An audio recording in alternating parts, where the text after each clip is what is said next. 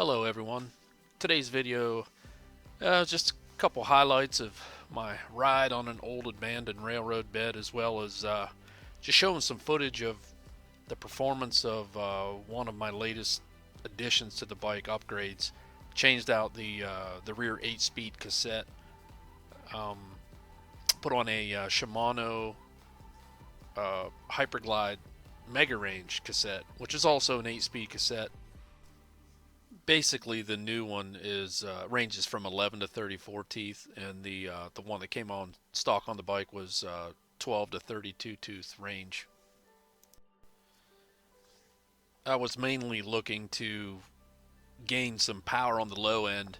Obviously that would increase the pedal cadence, but I'd be able to tackle steeper, longer hills, a lot easier.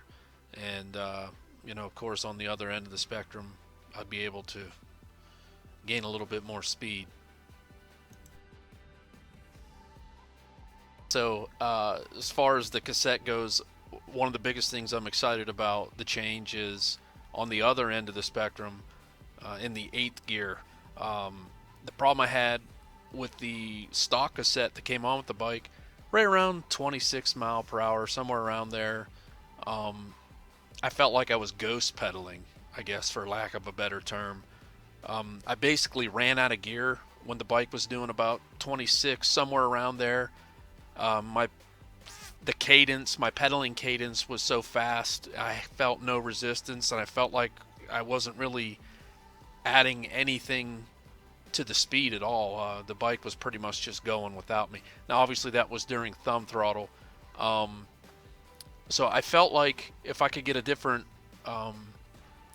cassette on there with a smaller cog, which the 11 tooth is what I did, it would give me a little bit more resistance, and I'd be able to take the bike a little bit further past that 26 mile per hour range. And what I was hoping was to reach that 30 mile per hour mark.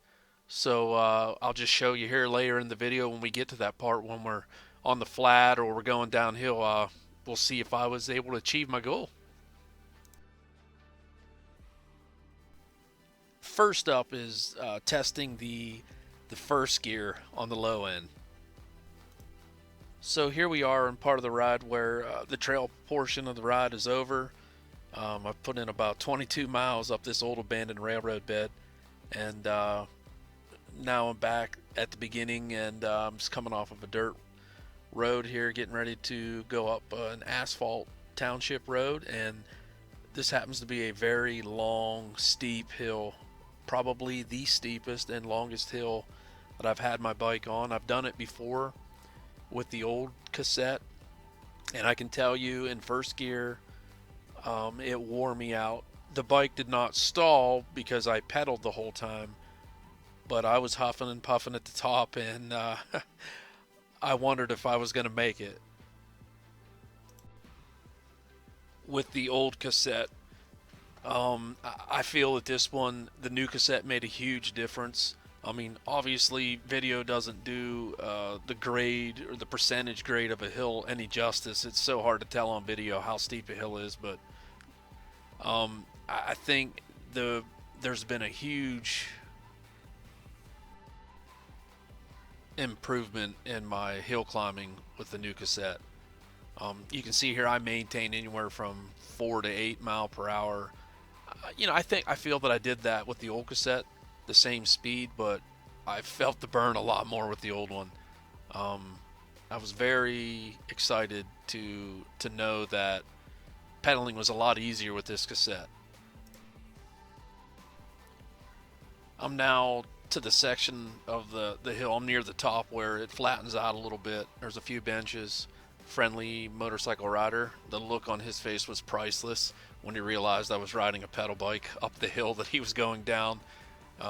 It's that steep, but as you can see, the speed's picking up 11, 12 miles per hour. I just want to take a minute to point out how sweet it is to have an e-bike when you really, really need it. At the top of this hill, I came up to a driveway where there was a woman up in her yard, and she had this huge German Shepherd, and I saw this woman kind of looking at me very strange and walking towards me. I thought she was going to stop and talk to me, but here she was kind of having a mini freak out because she knew her German Shepherd was about to chase after me. Luckily, I was near the top of the hill where it flattened out quite a bit, and I knew I could hit the accelerator and drive away from the dog. Um, Now, had I just pedaled up that hill on a non-e-bike, I don't think I would have had the energy to get away from this German Shepherd, but I was able to notch it up and mash the thumb throttle and drive away. It was pretty sweet.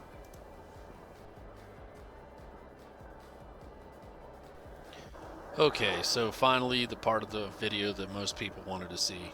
So here I am doing about 26, 27.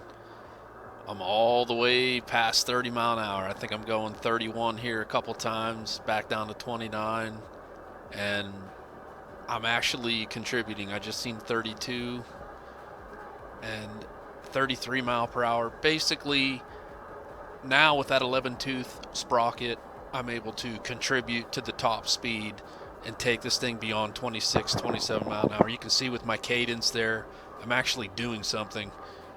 Fiddling with the camera there a couple times just to get the right angle, but I easily took the bike north of 30 mile per hour with me pedaling, assisting the bike. I